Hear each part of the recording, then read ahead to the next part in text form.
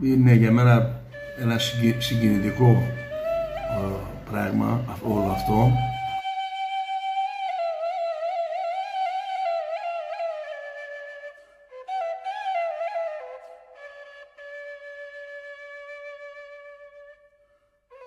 Μου έρχεται στο μυαλό έτσι ένα σαν όνειρο όλη αυτή η ιστορία.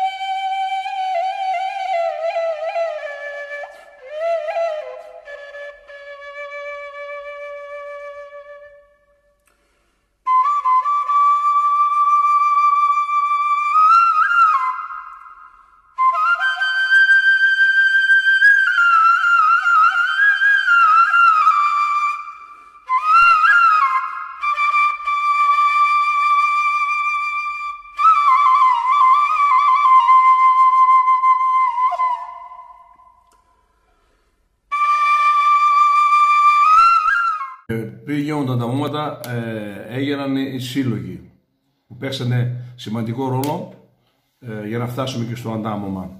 Και ο πρώτος σύλλογος ιδρύθηκε στη Λάρισα το 1960, τόσο δεν θυμάμαι καλά, τον οποίο τον ίδρυσε ο Νίκος ο Κατσαρός, ο πρώην πρόεδρος της Βουλής της Λαρισαίος.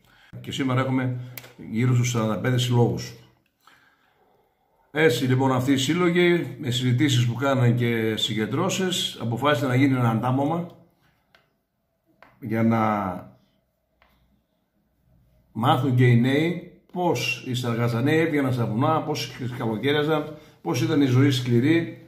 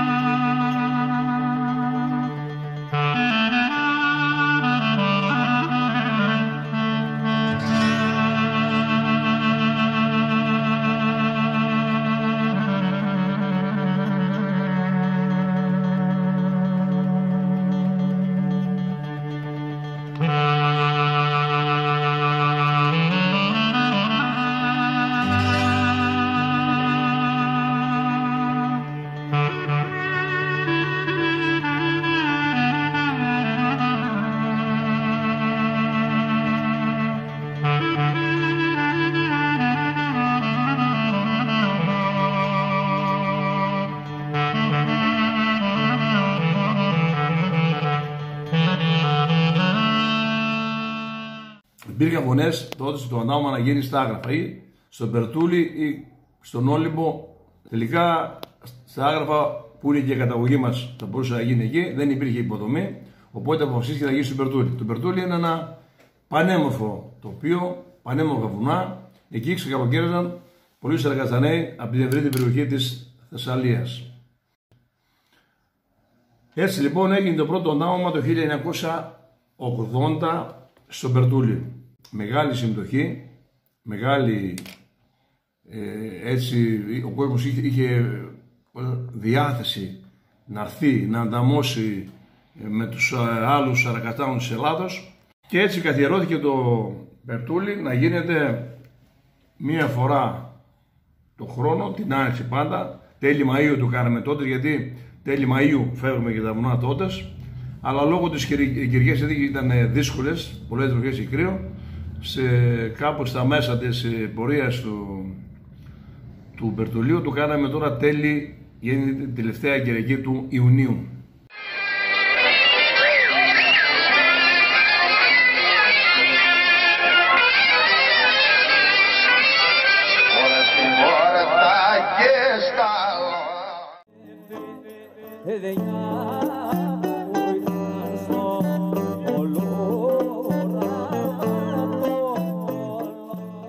Έτσι λοιπόν, από το αντάμωμα αυτό, οι νέοι σίγουρα είδανε, μάθανε πάρα πολλά για την ζωή των Σαρακατσαναίων και πώς ζούσαν το καλοκαίρι στα βουνά με τις δυσκολίες και με τις ομορφιές του βέβαια. Μετά τον Περτούλη, στην Ήπειρο, κάναμε κάποιες συζητήσεις, ήμουνα και εγώ σε αυτές τις συζητήσεις. Πρέπει να κάνουμε κι εμείς ένα αντάμωμα στην Ήπειρο. Αφού έγινε το αντάμωμα αυτό στον Περτούλη και είχε επιτυχία, πρέπει να κάνουμε κι εμείς ένα τοπικό αντάμωμα στην Ήπειρο.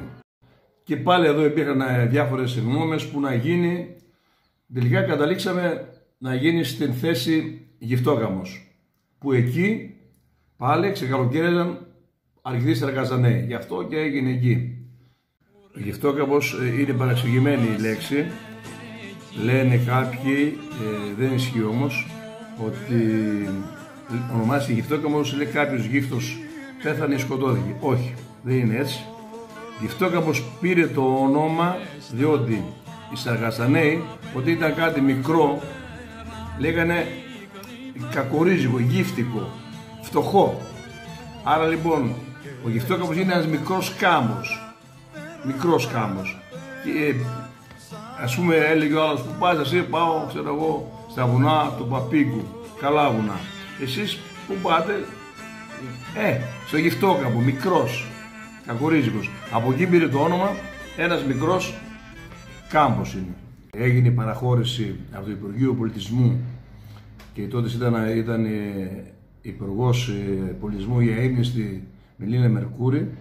Έγινε η παραχώρηση 16 θεμάτων προς τη συναδελφότητά μας με πολλές προσπάθειες και ενέργειες, και έτσι λοιπόν σιγά σιγά ξεκίνησε να δημιουργείται, να γίνεται η στάνη. Κάναμε τον Αγιώργη, έχουμε την εκκλησία μας για τον Αγιώργη, διότι οι Σαρακατσαναίοι ήταν πάντα και είναι θρησκευόμενοι. Και μετά, αφού τελείωσε το εκκλησάκι, ξεκινήσαμε να κάνουμε τη στάνη. Η στάνη χωρίζεται σε δύο μέρη.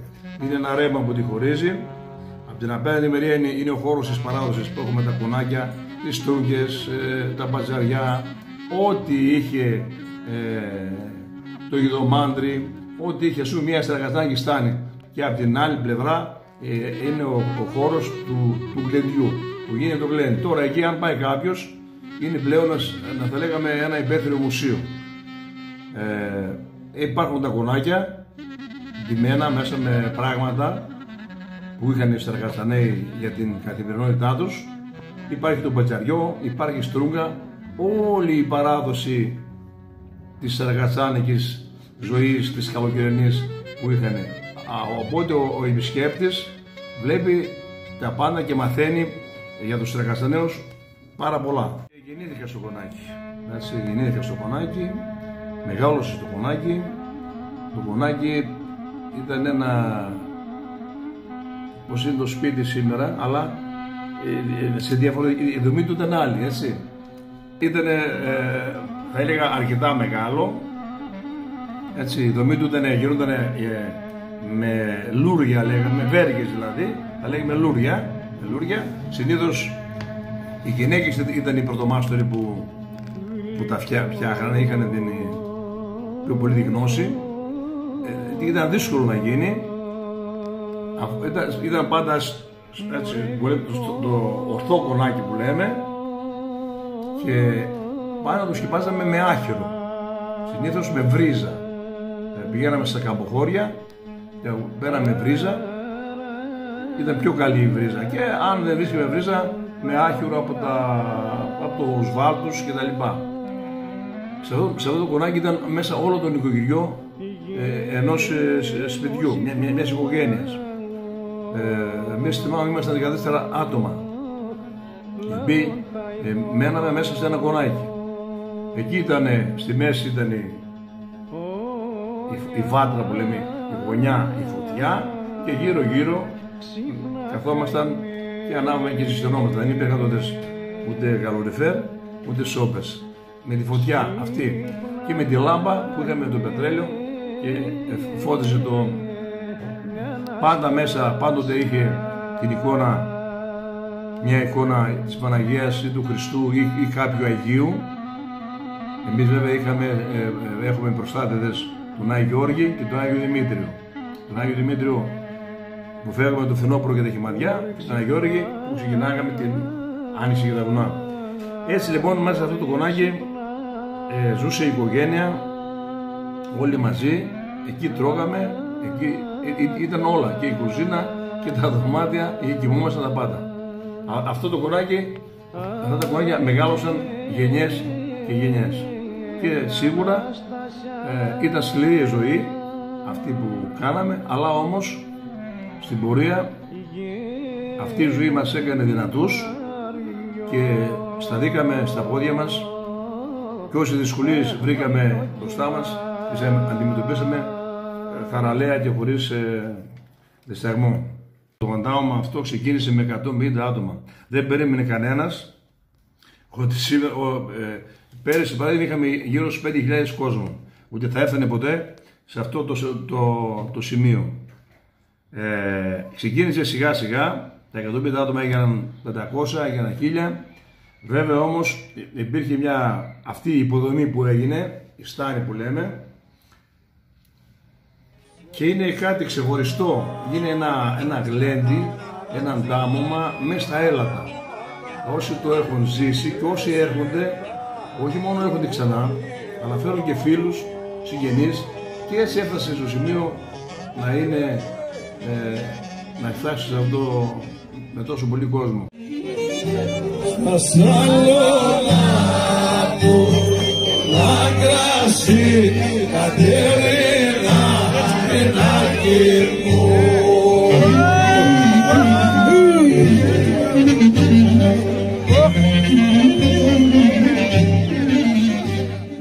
Για μας όμως τους Αργαζαναίους έχει άλλη σημασία και άλλος ο σκοπός της που έγινε πέρα από το γλέντι, διότι από αυτή τη Αργαζάνικη στάνη βλέπουνε και περνάνε πάρα πολλά μηνύματα στους νέους Αργαζαναίους, και αυτό είναι σημαντικό.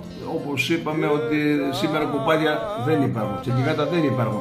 Τι θα δει ο νέος για να πει ότι για την παράδοση? Αυτά βλέπει τη Στρούγκα, βλέπει το Γρέκι, βλέπει το Γιδομάντρι, το Δασκαλοκάλυβο, όλα αυτά τις στάνες, και περνάνε πάρα πολλά μηνύματα.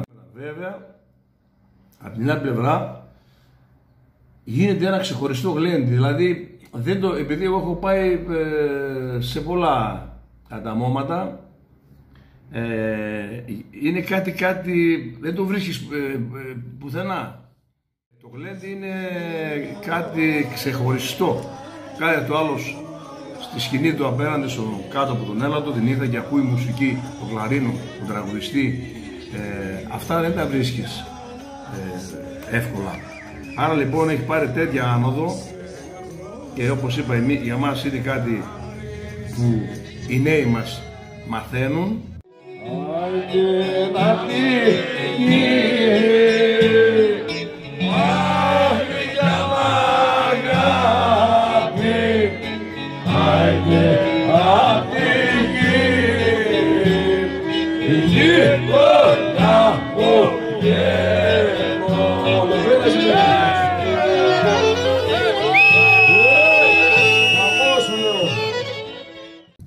Και οι παλιοί θυμούνται τις παραδόσεις μας. Ξεκινάει από Παρασκευή το βράδυ.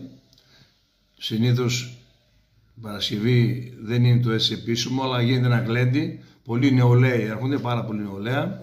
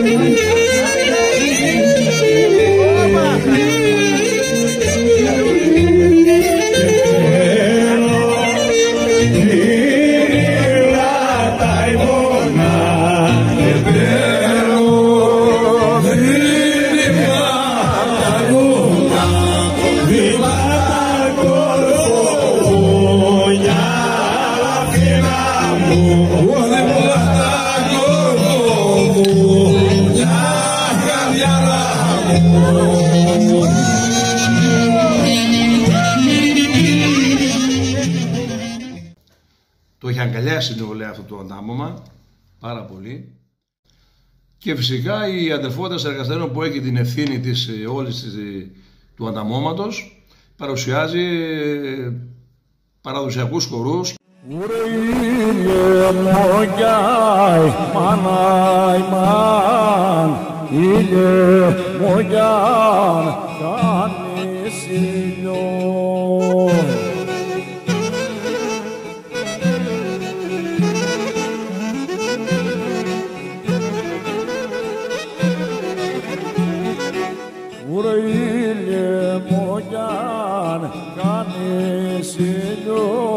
Ακούμαι τούτη η εβδομάδα.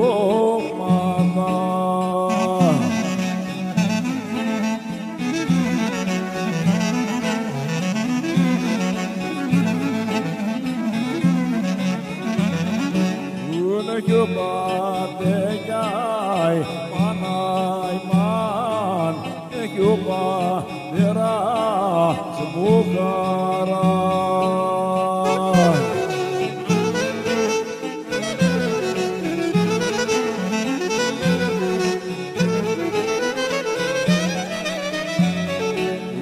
Κι ο πατεράς μου χαρά, ουρε είναι μου και στα στεριά.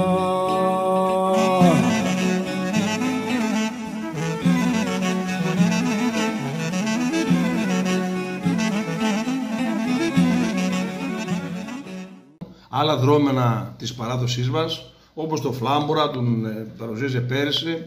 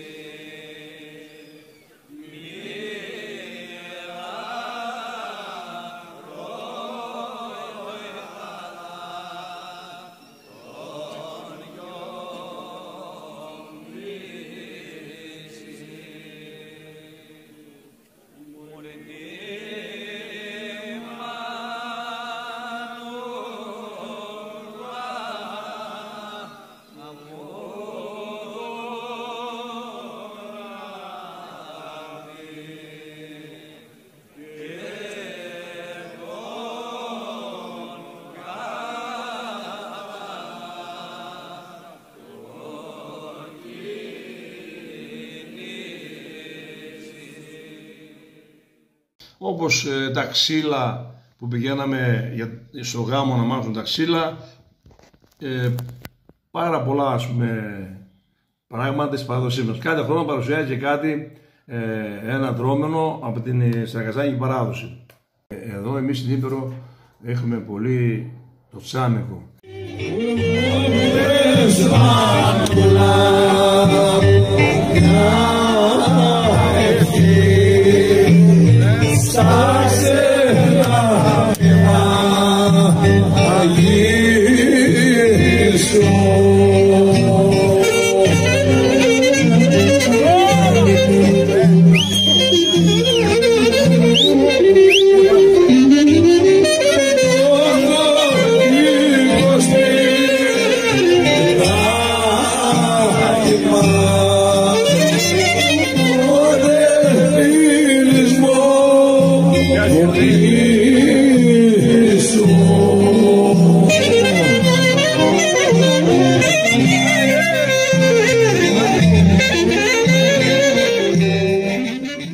Πάρα πολλά τσάμικα, δηλαδή σε έναν τάμα ακούς πάρα πολλά τσάμικα, βαριά τσάμικα.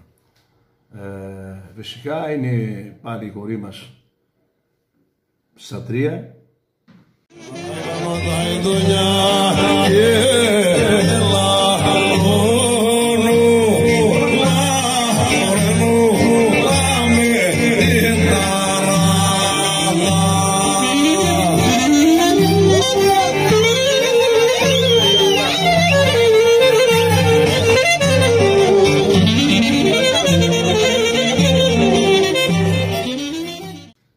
Σιρτά. Αυτή είναι η χωρή μας. Σήμερα τωρινάκι μου ταϊδονάκι μου βγήκε για να σε λιανίσει, να σε ρούστανε να βρίσει.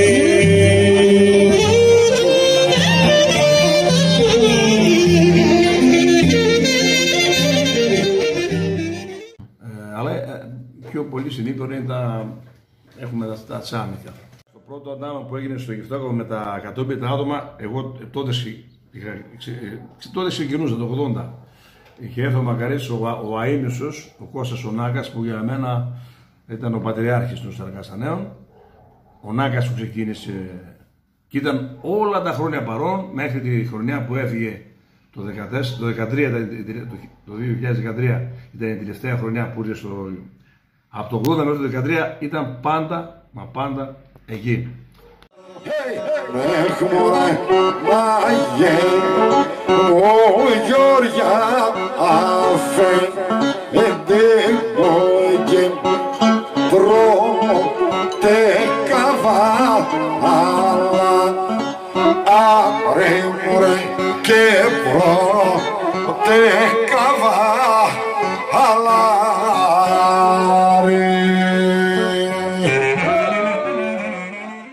Επίσης ήταν ο Σταύρος ο Μπόνιας και αυτός όλα τα χρόνια ήταν εκεί.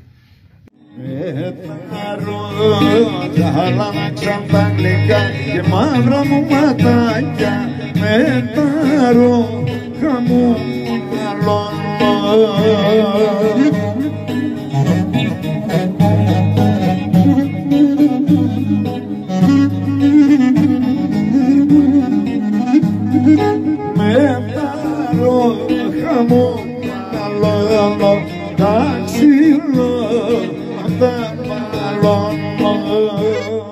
οι βασικοί παίχτες, να το πω έτσι ποδοσφαιρικά, ήμασταν εμείς εκεί ο Νάκας, ο Αΐμνησος, ο Μπόνιας και εγώ. Τώρα είναι ο Κώστας ο Γαρέβης, ένας νέος τραγουδιστής, πάρα πολύ καλός.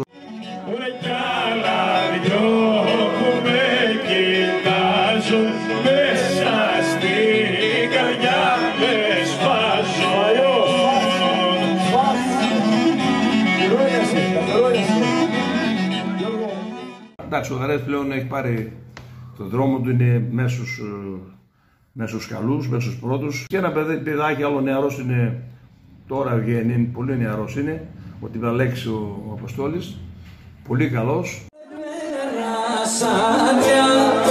Τα φιλιά που πέρασαν την πόρτα σου.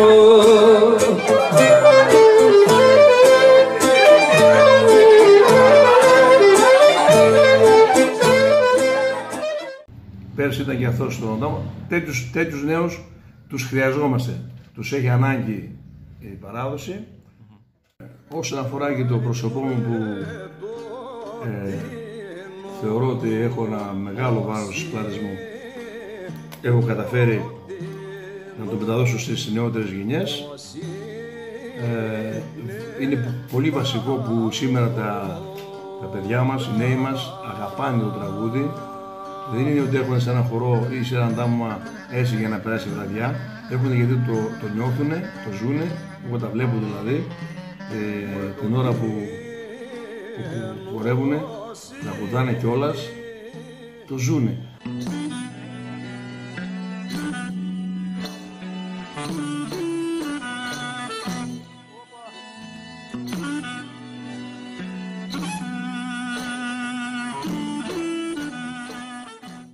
Δηλαδή να βλέπεις τώρα στο χορό το βράδυ να είναι 300, 500 νέοι στο χορό. Δηλαδή έχει πάρει ο Γυφτόκαβος πλέον, δεν έχονται μόνο την Ήπειρο πλέον.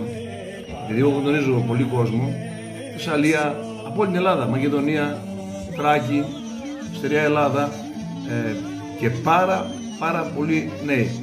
Οπότε αυτοί οι νέοι, πέρα από το γλέντι, έρχονται και βλέπουν, γιατί μιλάμε για υποδομή, βλέπουν την παράδοση, πώς μάθαιναν τα παιδιά γράμματα, το δασκαλοκάλι μου, πώς άγραφαν τα πρόβατα στη στρούγκα, πώς πίζαν το τυρί. Άρα λοιπόν, φεύγοντας από αυτό το γλέντι, φεύγουν ικανοποιημένοι ότι γλεντήσανε και περάσανε όμορφα, αλλά έχουν δει όμως, μαζί τους παίρνουν και κάτι, έχουν δει πώς ζούσαν οι Σαρακασταναίοι τους καλοκαιρινούς μήνες. Άρα λοιπόν φεύγουν με γνώση ότι έρχονται για πρώτη φορά, ότι έτσι ζούσαν οι προγονείς μας οι Σαρακασταναίοι. Άρα λοιπόν αυτή η στάνη, η Σαρακαστανική στάνη, δεν έχει σαν σκοπό το γλέντι, σαν σκοπό έχει να μεταδώσουμε και να δουν οι νέοι μας πώς ζούσαν οι Σαρακασταναίοι. Και έχει πάρει πλέον σήμερα τέτοια διάσταση που κάθε χρόνο έρχονται και πιο πολλοί. Σημαντικό πράγμα που περάσαμε αυτό το μήνυμα. Γι' αυτό και έγινε αυτή η στάνη, για αυτούς τους σκοπούς. Μονάχα στο γύφτο κάμω και στη δική μας στάνη και στη δική μας στάνη. Ένα γλέντι θα το έκανε και κάπου αλλού, έτσι. Πάμε να κάνουμε ένα γλέντι. Εδώ όμως συνδυάστηκε παράδοση, η διασκέδαση με τον τρόπο αυτό που γίνεται, υπάρχει υποδομή. Αυτό είναι που δεν έχουν τα άλλα τα μόματα. Και κάθε χρόνο τα παιδιά μπροστά δεν σπαένουν, μπροστά δεν σπαένουν. Με περηφάνεια τραγωδούν, χορεύουν με καμάρι, χορεύουν με καμάρι. Μπροστά της ο Άγιοργή μας πόχει, χρυσοκόντα, ρηπόχει, χρυσοκόνταρι. Εκεί έχω από το 80 μέχρι σήμερα είναι 43 χρόνια, δεν έλειπα ποτέ. Έχω δει ανθρώπους να κλαίνε, να βρίσκονται, είχαν χρόνια να βρεθούν. Ας πούμε κάποτε είχα πάει τον πατέρα μου, τη θεία σου Αντάμα, και βρήκε ανθρώπους, είχαν ζει 30-40 χρόνια, διότι πλέον είχαν μείνει στα χωριά και είναι μια ευκαιρία που είδαν ανθρώπους να αγκαλιάζονται και να κλαίνε. Συγκινητικά πράγματα, και σήμερα αυτό ανταμώνονται, το περιμένουν από τώρα πότε θα γίνει ο Γυφτόκαμος για να έρθουν να βρεθούν ξανά, όπως είπε, να κάτσουν στα Σταυροπόλη, να τραγουδήσουν. Άρα λοιπόν για μένα ο Γυφτόκαμος είναι ένα ορόσημο της παράδοσης πλέον, και όταν ακούω Γυφτόκαμο είναι μια χαρά για μένα και συγκίνηση συγχρόνως, αλλά είναι μια χαρά. Οπότε λέω πάλι να βρεθούμε με αυτούς τους ανθρώπους που τόσα και τόσα χρόνια λετάμε, και φυσικά τους νέους που κάθε χρόνο πολλαπλασιάζονται οι νέοι μας και έρχονται. Έτσι για μένα είναι μια χαρά. Όταν ακούω Γυφτόκαμο είναι μια χαρά.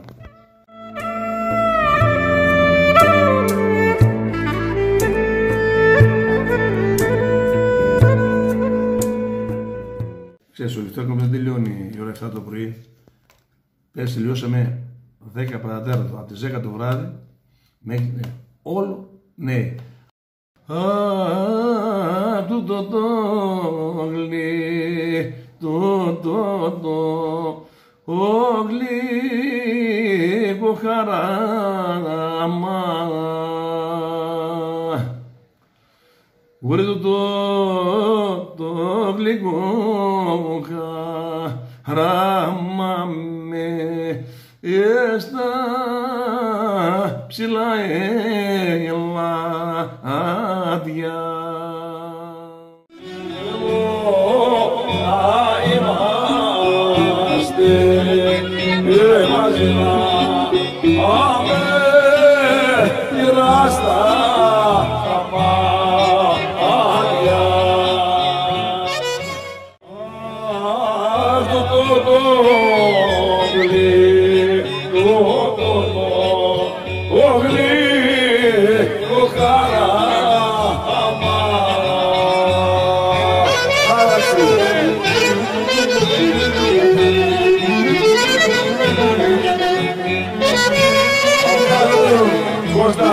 το τέλος.